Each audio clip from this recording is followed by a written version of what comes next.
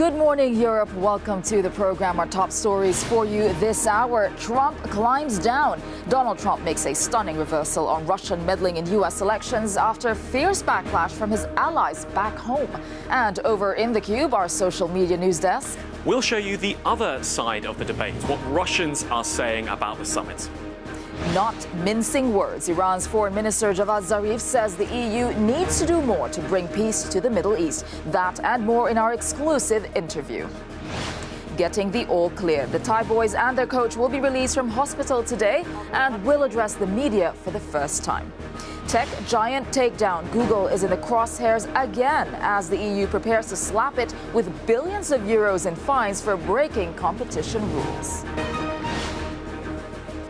Thank you for starting your morning with us. Our top story this hour, U.S. President Donald Trump has given a rare concession that he made a mistake following a comment at a U.S.-Russia summit in Helsinki. Well, Trump was under intense pressure to explain why he appeared to back the word of Vladimir Putin over the conclusions of his own intelligence agencies regarding alleged meddling in the 2016 U.S. election.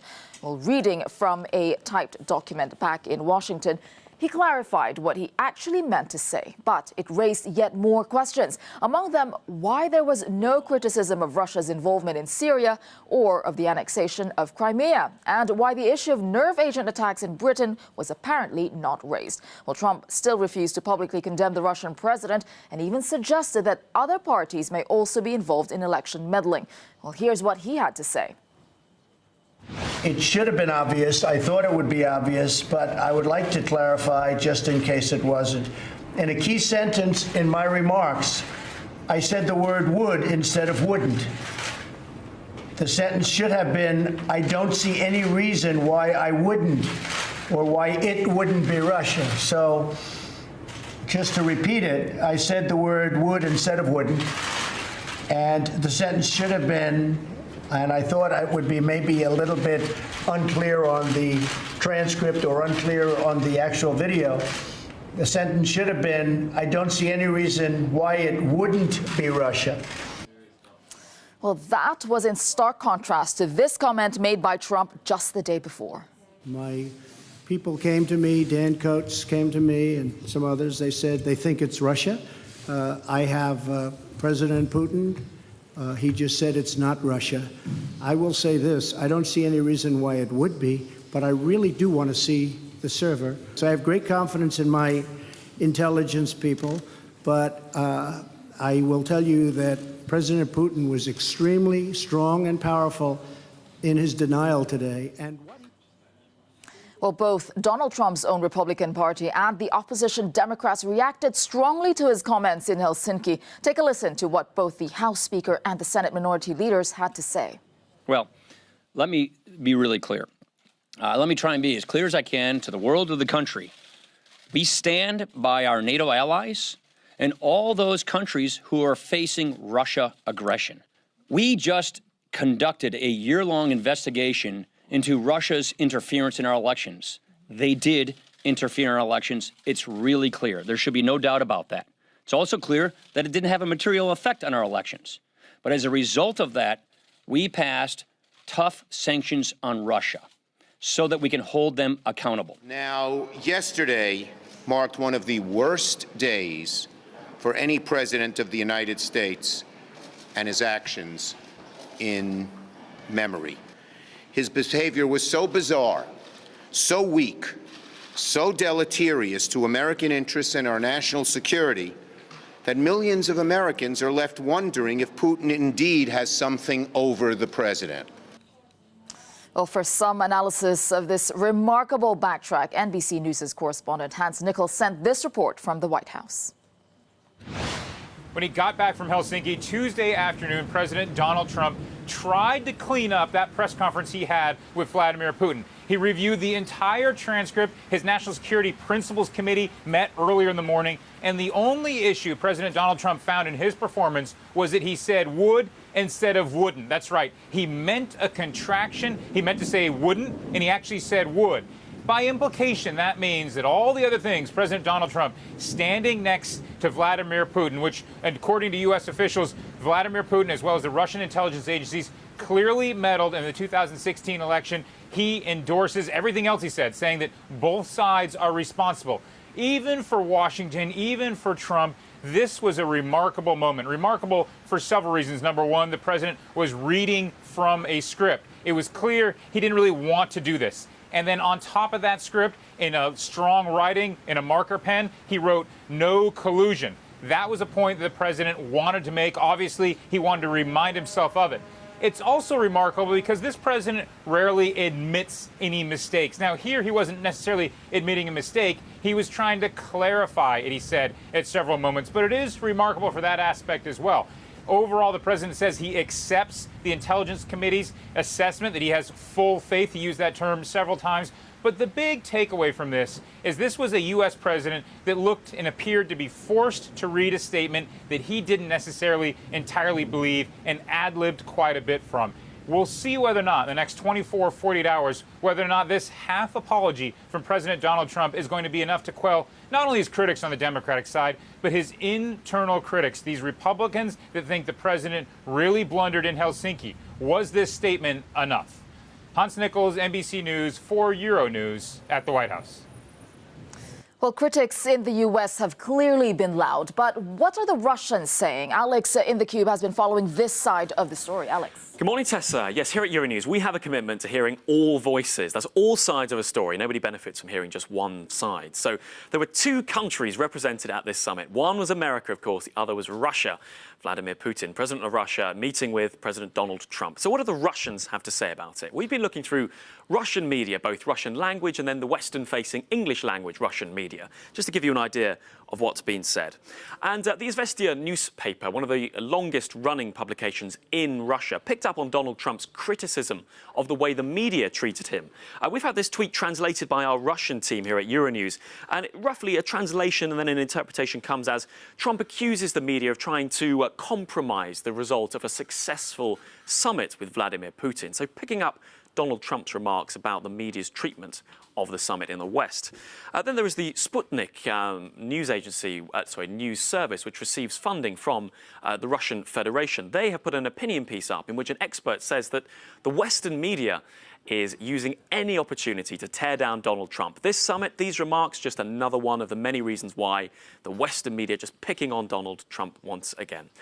Then there's the TASS, the state-owned TASS news agency in Russia. Now, they are picking up lines from the summit. There was a roundtable discussion that took place in Moscow after the summit ended, with Russian academics looking at what came out of it. And one of those academics, the first one was Kortunov, his name is Kortunov, points out that this thaw in relations will allow lower-level diplomatic relations to improve. So in that sense, there was a successful outcome of the summit. Garbuzov, another academic who was represented at that round table, said that actually progress was made on Syria, an issue that's incredibly complicated. And he seems to be very optimistic coming out of it. The US-Russian improved dialogue because of this summit could have a real impact on the conflict in Syria. It wasn't just in Russia, though, that people were standing up for Donald Trump. It's worth saying that he has long time been calling for a thaw in relations. But Stephen Cohen, an academic in America, described the reaction by Western media as like mob violence against Donald Trump. So there are voices, albeit in the minority, albeit perhaps on the favouring a Russian perspective, in America as well, though, that are critical of the way Donald Trump is being treated. What do you think? We want to hear your thoughts. You can let us know and use #TheCube in your comments. Thanks, Alex, and thank you for always bringing us, different sides to every story. Thank you. Now, British Prime Minister Theresa May has narrowly avoided a Commons rebellion to alter Britain's strategy for leaving the EU. Pro-EU MPs had tabled an amendment to keep Britain in the customs union, but it was shot down by a majority of 6. The votes come amid a troubled week for May, who was facing mutiny and resignations from within her own cabinet. Well, we cross live now to London, where correspondent Vincent McAviney is joining us. Vincent, I mean, the clock is ticking, but clearly the British government is still very much divided.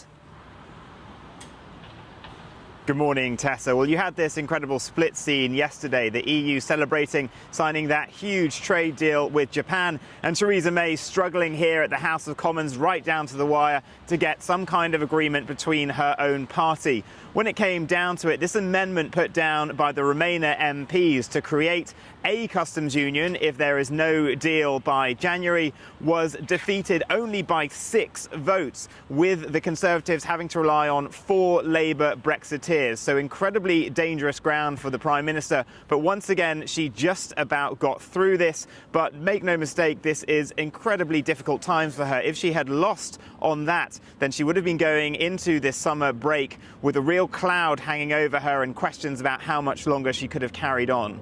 Yeah, and Vincent, with the threat of rebellion, it seems at every turn, she just manages to cling on. What's next for Theresa May then? She always seems to live a fight another day at the moment. So today she has to go into the House of Commons for PMQs to face down Jeremy Corbyn. Then she has to go before a committee of MPs to take questions to them on a range of issues, not just Brexit. And then she has to take on her own party. She has to meet the 1922 committee and give a speech to rally the troops to get them back behind her. She had tried to finish the parliamentary session tomorrow instead of next week, but Labour turned on that, so she now has to carry on through to next week. And then really all eyes are on Boris Johnson. He resigned over a week ago. He is still set to make his resignation speech in the House of Commons. He is expected to do that in there later on today. And really, Boris Johnson, if he's ever going to make a move to try to take the leadership, it is most likely to be today. Right, thank you for bringing us the latest in this drama. Vincent McAvenny there in London. Thanks.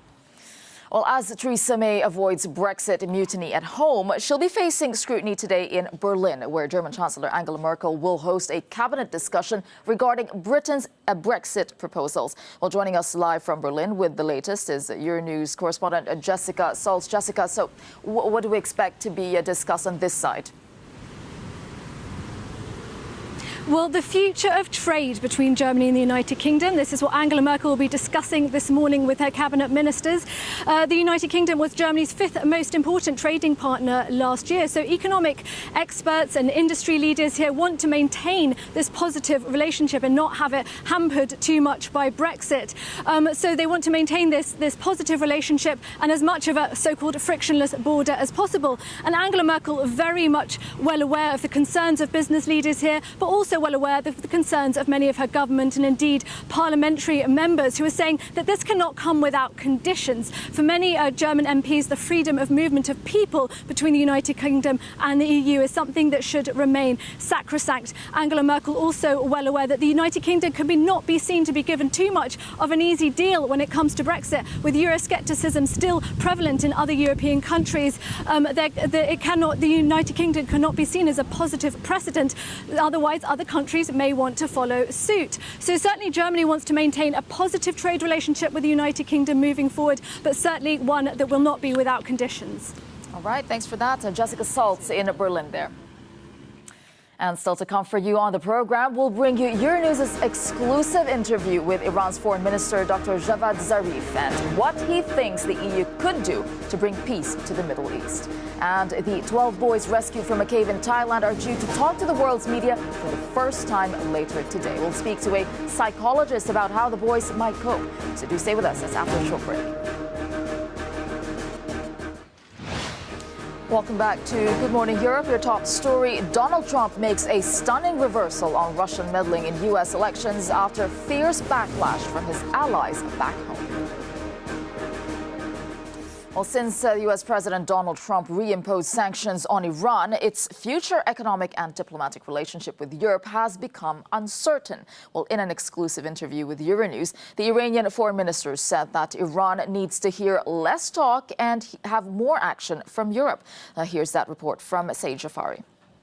What we need from the Europeans is both the political commitment, which they have made. Now we need to see the measures in place on the ground, not simply in writing, not simply in words, in the banking sector, in the investment sector, in the energy sector, in the transportation sector, in the SME sector. Well, our Paris correspondent Annelise Borges has got the European reaction on this view. Annelise, good to see you there. Now, European leaders, they were scrambling to save that Iran nuclear deal after Donald Trump, he effectively tore it to pieces. Where does that leave the relationship with Iran now, and what's at stake? Well, as you said, Tessa, what Iran wants Europe to do is less talking and more action. And what the Iranian foreign minister was talking about was really translating Europe's commitments into action with regards to Iran. Of course, Europe has been Iran's most vocal ally with regards to that nuclear deal since the U.S.'s decision to pull out of it. The other signatories, including, of course, Germany, France, the U.K., but also China and Russia, have vowed to stay in the deal.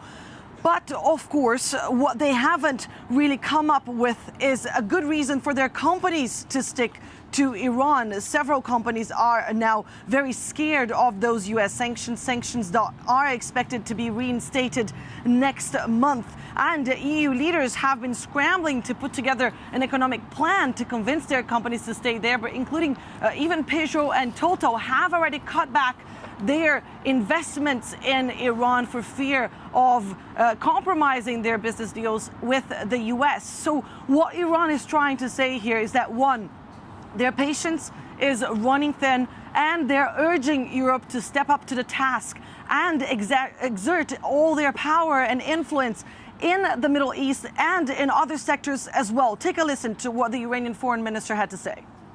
I believe generally Europe is underestimating its power and its influence. We believe that it should be more active in regional peace and security, in international peace and security, as well as in promoting greater cooperation and dialogue. For several corporate leaders here in Europe, this nuclear deal is already dead, Tessa. But the reality is it really is in life support at the moment. And now Iran is clearly urging European leaders to do more, and also with regards to the deal, but also with regards to other sectors in the Middle East and in the world to try and counter U.S. influence in several sectors. All right. Thank you for that, Annelise Borges. They're giving us the European reaction. Thanks. After a week in hospital, the 12 boys and their football coach rescued from a flooded cave in northern Thailand, they're being discharged today. The Wild Boars football team have been recovering well after being stuck for more than 2 weeks in the Tam Luang cave complex, and they're due to give a press conference later. But authorities are being very cautious about how they prepare to face the world for the first time. NBC correspondent Janice Mackey-Freya joins me now on the phone from my side. Janice, can you tell us what can we expect today? Well, they have decided to present these boys to the world. Of course, this is a story that people everywhere have been watching very intently. The sense of elation in seeing the boys not only alive, but rescued in that extraordinary mission that pulled together 200 divers and some 10,000 volunteers. They've been recovering in a secluded unit in the hospital, as doctors have been able to assess infection and other minor ailments that they had coming out, as well as meeting with psychologists who, in today, part of the plan in presenting these boys is perhaps it will deflate some of the hype and media attention that has been building around their release from hospital. Do we know what the boys will be doing next? I mean, we assume that they're going to be going with their families. Do we know more about that?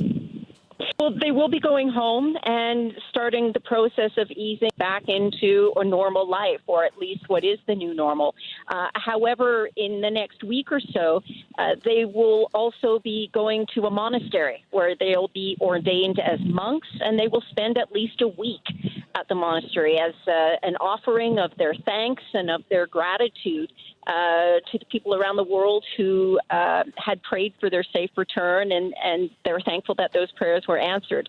This is a pledge that the boys had made, a pact among them that they made in the cave, and something that is firmly supported by their families, and that should be happening probably within the next week to 10 days. And then they will be going back to school. Teachers we spoke to said they have midterm exams that they need to prepare for, so the boys also have a lot of homework to look forward to. Indeed, going back to normal young boys there. Thank you very much for that update. NBC correspondent Janice Mackey-Freya there. Thank you.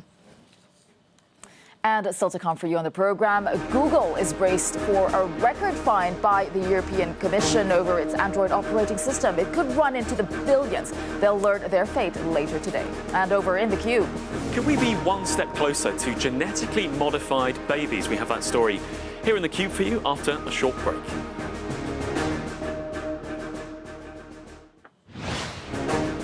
Welcome back to Good Morning Europe. Thank you for joining us on the program.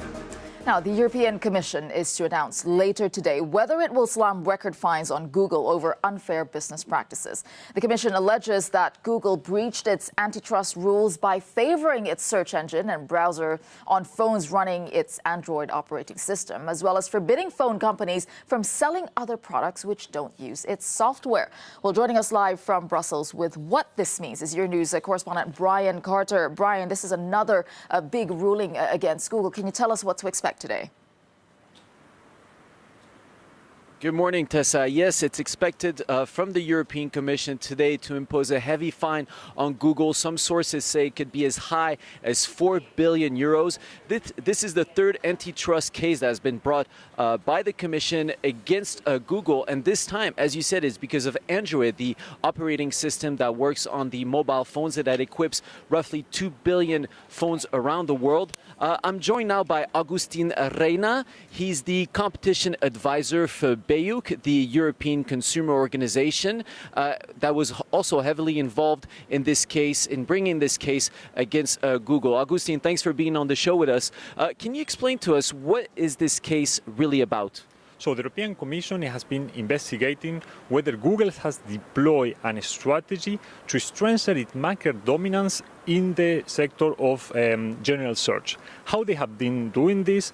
Basically by forcing that in every single Android phone that is sold in the European Union in the single market, there is always Google search as a default option. So which means that consumers will only find on those phones those Google services, preventing that competitors also enter the market. What will the Commission's decision today change for mobile phones and for consumers in Europe? Of course, depending on what the Commission decides today and what will be the remedy, in the sense of what Google will have to change concerning their practices, we can expect a much more open ecosystem in which consumers should be able to find a wider variety of phones with different settings and not only those running on Android with Google search as a default. Google has defended its case, saying that the Android system is open source and that it also provides app developers, which is, of course, a big economy, with a secure and safe environment. What do you think about this line of defense? Well, Android is open source, but only in theory. Due to these practices, we cannot say that it's really open source in that way. However, this case does not concern any type of measures that relate to security or certain standards to ensure that developers can actually make the best out of it. Thank you. Thank you very much. Back to you, Tesa. We'll be following, of course, this case closely today. Thanks. All right. Thank you for that, Brian Carter and Agustin Reina there. Thanks. Now, we may just have moved one step closer to designer babies after a decision in the UK. Alex has been following the story. Alex? Yes, Tessa. Now, this is a hotly contested topic. It's a big issue that's got a lot of you talking this morning, and it has done for years. It's whether or not you can alter the characteristics of a future person to remove heritable diseases and to tackle problems coming up. Now, obviously, critics will say, well, that's opening the door to genetically designed babies and choosing your favourite characteristics. So let's bring you up to date with where we are this morning, and as written up by a lot of the media, and that is that an ethics council, the Nuffield Ethics Council in the UK, has said that it is morally permissible to conceive of editing the characteristics of a future person to remove heritable diseases. Now, that is a big step for an ethical council. It's worth saying this is a council of academics, of thinkers. It's not a position of shift of the law in Europe. It is a bioethics council putting forward their view that actually this kind of activity could be morally permissible. But there are some caveats, some key principles that need to be taken into account. And those two key principles, you can roughly sum them up as, you must take into account the welfare of the future individual. So it could be used to stop the transmission of diseases through genes from parents to their children. But then there's also a second caveat. I think this is what a lot of people are picking up on. The welfare of society. Now, in this context, that is understood as that this genetic modification will not lead to increased discrimination against certain people and certain types of people. Now, as you can see, hugely divisive. There are some very important ethical, medical issues here, but also some deeply concerning societal issues. And that's got, as I say, a lot of you talking on social media this morning. Here we go. This is one Twitter user in the UK saying a more superior generation. That's how they'd see genetically modified children. But how these children will treat their predecessors will be anybody's guess. So the thought experiment there is if we develop better humans, well, how will they view those of us with all of our genetic imperfections? There's also some rather concerning ones here referencing Hitler and the Holocaust. Wow, Hitler would be proud one step closer to his superior race. So there really are some deeply concerning things here. But there are a lot of people on social media as well saying, look, if it can wipe out genetically transmitted diseases and improve the lives of future individuals whilst bearing in mind society, then maybe it should be morally permissible. So come on, it's a raging debate. What are your thoughts? We want to hear all views. You can let us know using hashtag theCUBE. Such an interesting topic. Thank you for that, Alex and theCUBE. Now, Nicaraguan security forces have been clearing barricades in the suburb of Masaya, a stronghold of protests against President Daniel Ortega. Youths fired homemade mortars from behind barriers, but they were outgunned by government loyalists. At least 275 people have been killed in Nicaragua since the protests erupted in April over a plan by Ortega's government to trim benefits. Now, Egypt's parliament has passed a controversial law that will allow the state to regulate social media users. It means anyone with more than 5,000 followers on sites such as Twitter and Facebook will be treated as media outlets. This means they could be prosecuted for publishing false news or incitement to break the law. Well, we have a lot more coming your way, including more on that remarkable rollback by U.S. President Donald Trump. Plus, we'll be speaking to a psychologist on, the boys in Thailand. How might they cope after their release from the hospital today? Plus, on the centenary of Nelson Mandela's birth, we'll look at how his legacy lives on. Which brings us to today's no comment of the day from London, where the newly married Duke and Duchess of Sussex visit an exhibition of Nelson Mandela's life. And they got to meet friends and family, including his granddaughter.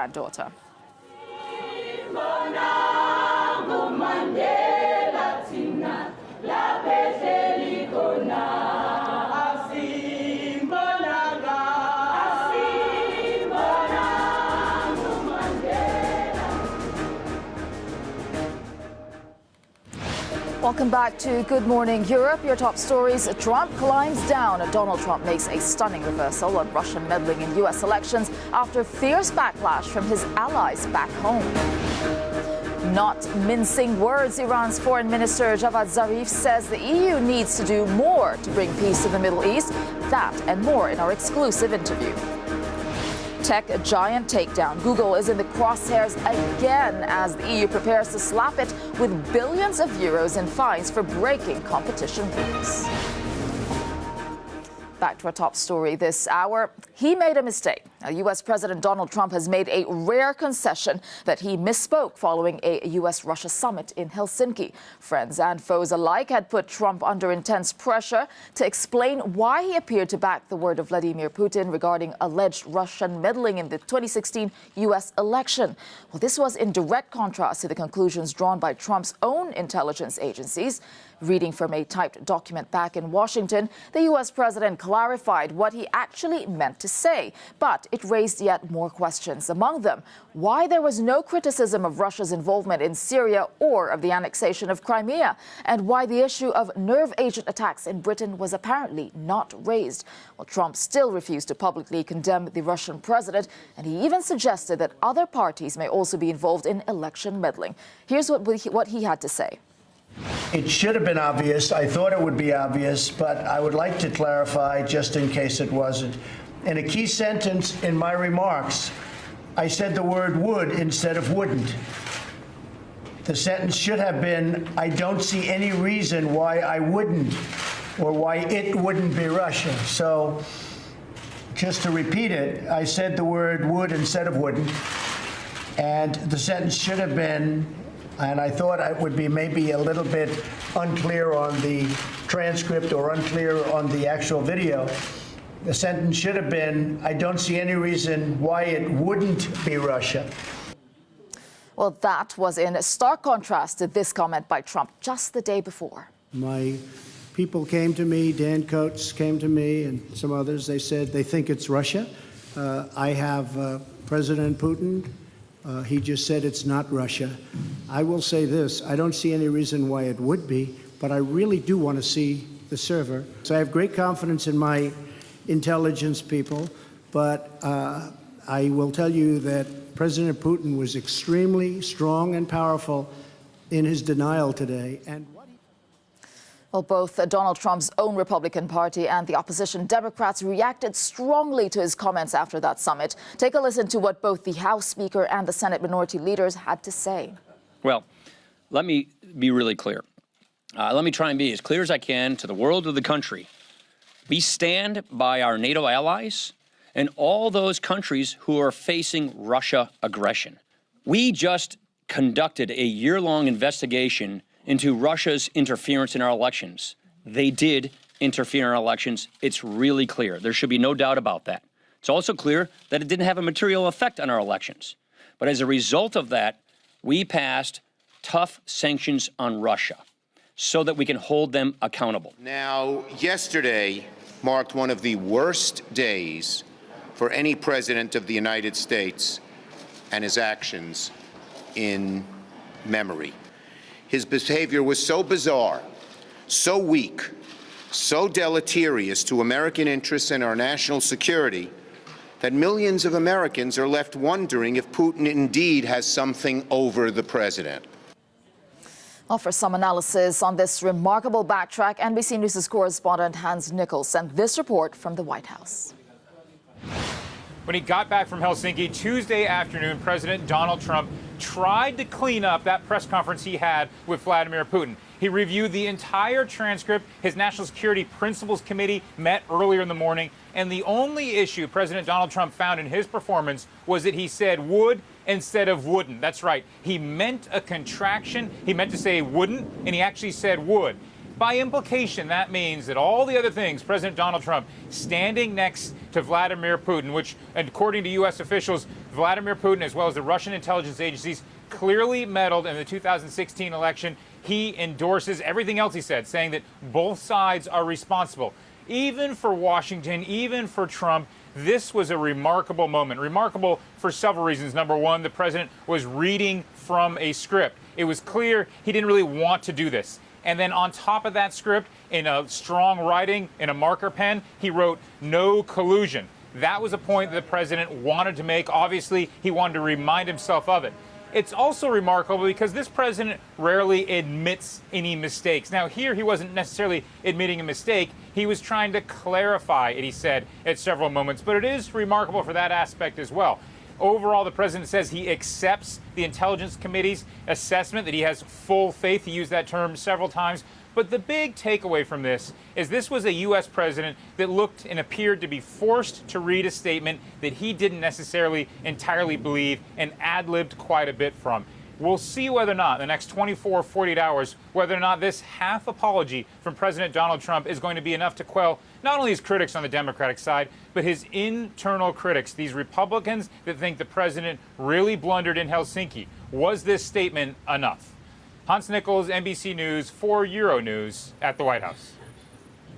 Well, as we've seen, critics in the U.S. have clearly been loud. But what are the Russians saying about this meeting? Alex in the Cube has been following this side of the story. Alex. Yes, Tesa, here at Euronews, we want to bring you all sides of the story. There were two countries at that summit. There was Russia and there was America. And we've heard a lot of criticism from within America. But it's interesting as well how that discussion in America has influenced what's going on in Russia. I just want to start with the host of an American show. He's a conservative host. The show's called Your Voice. And this was his take on the Trump-Putin summit. He says the way to prevent Putin from meddling in our future elections is to make him believe good relations are better than bad relations with America. That is what Donald Trump was doing. So the idea here is that if Donald Trump had gone in all guns blazing, it would have jeopardized relations and actually would have seen more meddling. That's certainly the perspective of Bill Mitchell. Well, Donald Trump tweeting, as you might expect, that the fake news media misinterpreted and misreported the summit. That, as he says here, I had an even better meeting with Vladimir Putin of Russia. I mean, while I think the really important thing from here is Donald Trump is seeing the presentation of this summit, and indeed, as we were seeing from Bill Mitchell earlier, the presentation of it in the Western media as unfair. Those comments picked up by the Russians. This Russian language newspaper, one of the oldest Russian language newspapers, picked up on Donald Trump's comments. This headline translated for us by our Russian team to say that Donald Trump accuses the media of trying to compromise a successful summit. I mean, successful is not a word we've been hearing out of America all that much after this summit. Sputnik, another Russian news agency, this one funded by the Russian Federation, saying the Western media is using any excuse to attack Donald Trump. That's an opinion piece they have on their website. But the TASS, the state-sponsored, the state-funded news agency in Russia, they had a round table of experts who each put forward a reason why the summit was beneficial for relations. Kortunov, the academic referenced in this tweet, said that actually it's going to improve relations lower down, which will mean better relations overall. The fact Putin and Trump get on. So that's a very different take there. And then just finally, again, from that round table, another academic, Garbuzov, saying that actually the two leaders made progress on Syria, one of undoubtedly the trickiest issues standing between good relations between Russia and America. So there are always many, many voices, and we want to hear yours too. You can let us know your thoughts. Use #TheCube in your comments. A very different view there. Thank you for bringing us that side of the story, Alex. Now, still to come on Good Morning Europe, the 12 boys rescued from a cave in Thailand are due to talk to the world's media for the first time later today. We'll speak to a psychologist about how the boys might cope. That's after a short break. Your top story in Good Morning Europe. Donald Trump makes a stunning reversal on Russian meddling in U.S. elections after fierce backlash from his allies back home. Israeli Prime Minister Benjamin Netanyahu is rolling out the red carpet today for his Hungarian counterpart Viktor Orban. Orban has been criticized in the past for his alliances with parties deemed anti-Semitic. But recently, the right-wing populist leader has been projecting a more Jewish-friendly image. Well, our correspondent Beatrix Asboth is live for us in Budapest with the latest on this. I mean, Beatrix, the two leaders, they seem like unlikely allies. What is Viktor Orban hoping to achieve in Israel, and what do you think this could mean for the rest of Europe? What we officially know about his program is that he's flying to Israel this afternoon with 4 of his ministers. And tomorrow morning he will meet Prime Minister Benjamin Netanyahu in Jerusalem and will have a closed-door meeting, and then he will visit Yad Vashem Memory Center. So that's all what we know officially. According to Israeli press, Prime Minister Orban will not meet any Palestinian leaders and will not step on Palestinian territory, by which he breaks the protocol. Mr. Orban was invited to Israel by Benjamin Netanyahu this April, right after he won the Hungarian parliamentary elections. Prime Minister Benjamin Netanyahu visited Budapest last July, decades after no relationship, basically, because no other Israeli prime ministers visited Budapest for decades. About the two countries' relationship, it's very interesting because Hungary seems to be a close ally of Israel within the European Union. Just as Hungary is a close ally of Russia and Turkey, all three countries are often criticized by European leaders. They agree, Benjamin Netanyahu and Prime Minister Orban agree on migration and the anti-George Soros policy. It's a very interesting relationship. We'll see what they will talk about tomorrow. Yeah, indeed. Very interesting. Thank you for that. Beatrix Asboth, live for us in Budapest there. Thank you. Now, the 12 Thai boys and their football coach who were rescued from a flooded cave will be discharged from the hospital today. Well, it's been a week since the last of the Wild Boars football team were rescued from the Tam Luang cave complex in northern Thailand. They've been in hospital in Chiang Rai since then. Now, after recovering so quickly, doctors decided to let the boys out early. And later they will speak to the media for the first time since their dramatic ordeal. Well, joining me now from London is psychologist Mike Drayton. Mike, thank you for joining us on the program. Now, the boys, they will have to be trying at least to go back to their normal lives after this, following the media attention. What do you think will the challenges be as they move forward? Well, first of all, isn't it just fantastic news that these boys have escaped? And I think they will face challenges, but probably not as many challenges as one might expect. If you take any group, say, of 10 people exposed to this kind of trauma, 8 of them are going to be absolutely fine, and as 2 might go on to develop symptoms of post-traumatic stress disorder, which I can tell you about if you like. But I think they'll be fine. The main challenge they're going to be faced is maintaining their privacy and keeping away the kind of entourage of people often surround survivors of disasters, such as the media and the kind of help, the counsellors and people like me, psychologists, because that's the last thing that these kids want at the moment. They need peace, they need quiet, they need to be left alone, and they need to start the process of readjustment. Yeah, so you're talking about post-traumatic stress disorder, especially for children. I mean, they've recovered incredibly fast, but will they have to be looked at moving forward? Because there could be, remnants of that traumatic experience, could there? For sure, yeah, they do need to be looked at, but not for another month, not for another few weeks at least. They need to be allowed to settle down. Because, as I say, most of those kids will recover spontaneously without help. There's going to be 2 or 3 who may not recover, who go on to experience reliving the event, panic attacks, probably claustrophobia, I would guess. But those kind of solid symptoms are not going to emerge until about 6 weeks after the release. And in that time, they need to be protected and looked after. And I can see they're all wearing surgical masks in the interview. I suspect that's more to protect their identity than for any medical reason. And that's exactly what they need. All right. Thank you very much for that analysis. Mike Drayton there, psychologist from London. Thank you. Now, still to come for you on Good Morning Europe. Today is the 100th anniversary of Nelson Mandela's birth. We'll take a look at his legacy and how people are remembering his life around the world. We'll be back after a short break.